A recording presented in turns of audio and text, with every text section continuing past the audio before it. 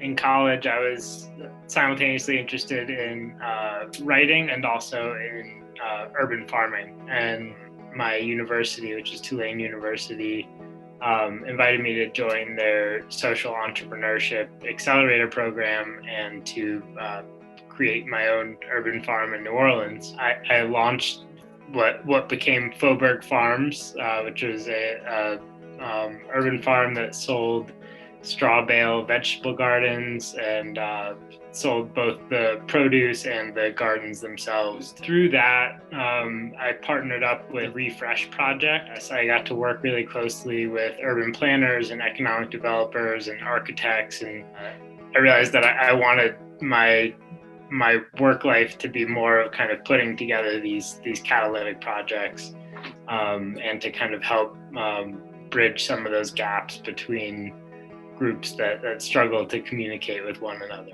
So I sold my stake of the urban farm and went off to grad school to study urban planning and economic development at the University of Texas.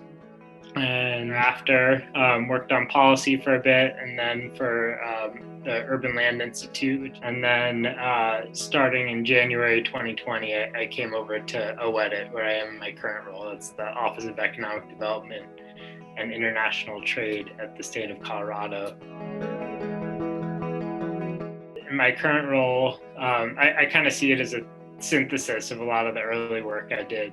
I manage the Opportunity Zone program. Essentially, I'm kind of a liaison between local government, local economic development folks, developers, investors, and a few other interests that aren't perfectly aligned. And my job is to kind of be the both the go-between and an advisor to each side.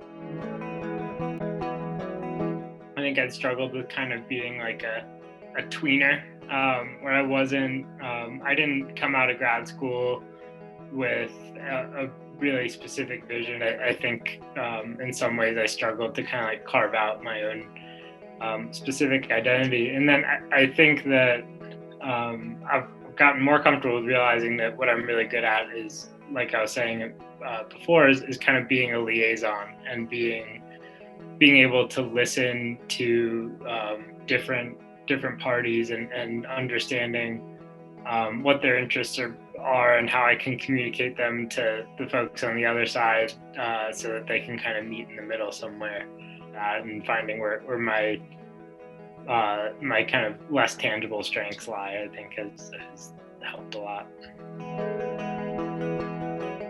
We launched our accelerator kind of right in the middle of the early days of the pandemic. And we brought on 10 businesses that are located in opportunity zones and seeking opportunity zone investment. And it's been quite the journey. We just wrapped up the first round of the accelerator, and we've seen them raise several $1 million and get access to capital that they otherwise wouldn't have seen. So we're really happy with how that program's gone, and it has gone on to receive some national recognition, and now we have folks calling from everywhere from Hawaii to the East Coast, looking to replicate their own version of the program. I transitioned from being someone who professionally grows vegetables to someone who just does it casually. I think that did wonders for me just in the pandemic, of having the one little chore every morning of watering the plants indoors and outdoors, just having a little bit of control and a little bit of agency over this one little living, barely growing, hopefully not browning creature in your house.